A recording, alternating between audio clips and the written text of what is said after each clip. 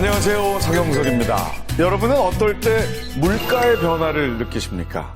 저는 저희 집 반찬을 보면 물가를 실감해요.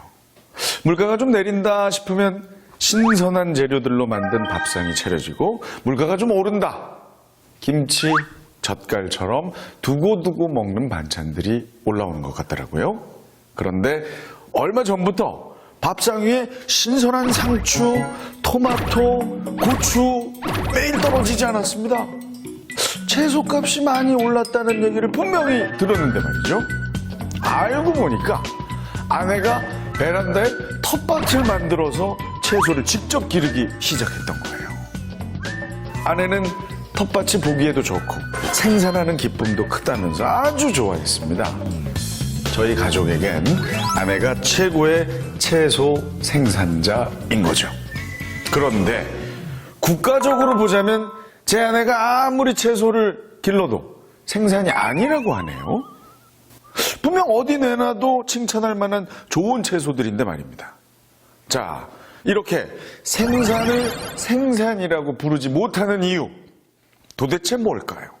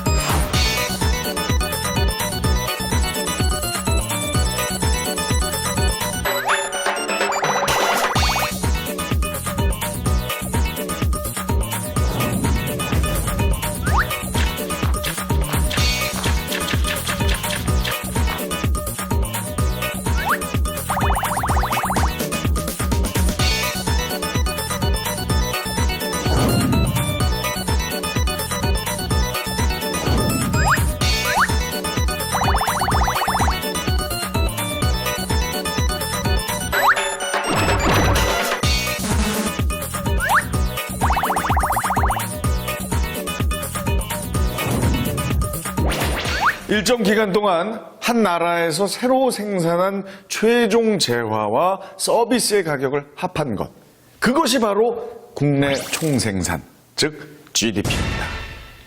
2017년 대한민국의 GDP라면 2017년 한 해 동안 우리나라 국경 안에서 생산된 모든 재화와 서비스의 가격을 합한 금액을 말하는 것이죠. 그렇다면 제 아내가 길러서 수확한 채소들, 왜 GDP에 들어가지 않는 걸까요? 바로 판매용이 아니기 때문입니다. 판매 가격이 없으니까 GDP로 계산할 수가 없겠죠? 만약에 텃밭에서 자라는 채소가 너무 많아, 본격적으로 돈을 받고 판매를 시작한다, 그러면 우리 집 텃밭 채소 가격도 GDP에 포함이 될 겁니다. 자, 그렇다면 여러분이 GDP를 얼마나 잘 이해하셨는지 알아보기 위해서 제가 몇 가지 문제를 내보겠습니다. 이름하여 GDP 완전 정보!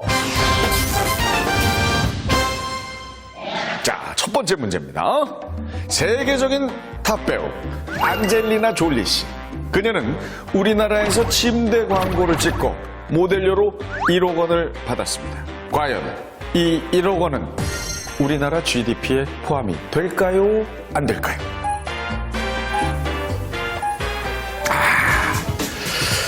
생산자가 외국인이라도 우리나라 내에서 서비스를 생산했다면 우리나라 GDP에 포함이 됩니다. 잘하셨어요. 다음 문제.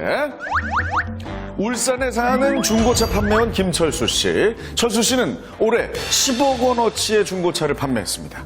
이때 철수 씨의 매출 수입 10억 원은 GDP에 포함이 될까요? 안 될까요?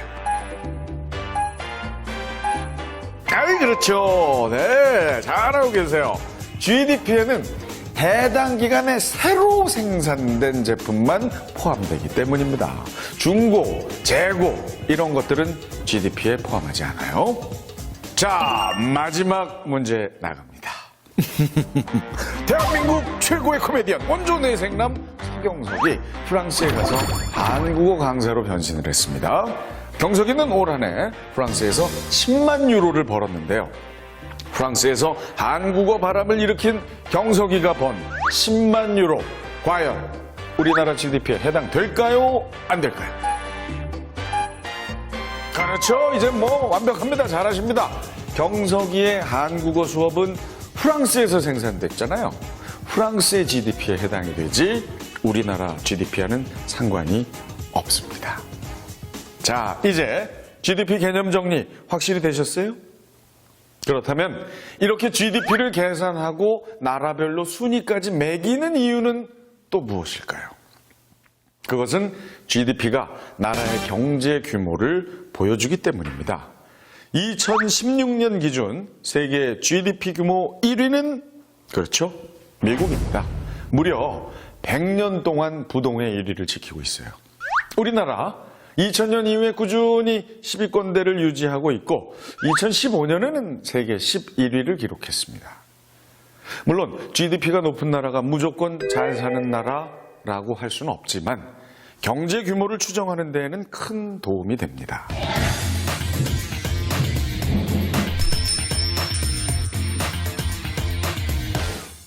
자, 오늘은 뉴스에서 자주 듣게 되는 국민 총생산 GDP에 대해 알아봤는데요. 여러분 그거 아십니까? 이 GDP 순위와 국가별 행복지수는 전혀 상관이 없다고 합니다. 우리나라 GDP 순위 높은 것도 좋겠지만 이왕이면 행복지수가 높은 나라가 되면 더 좋겠죠? 다음 시간에도 생활 속 재미있는 경제 이야기로 돌아오겠습니다.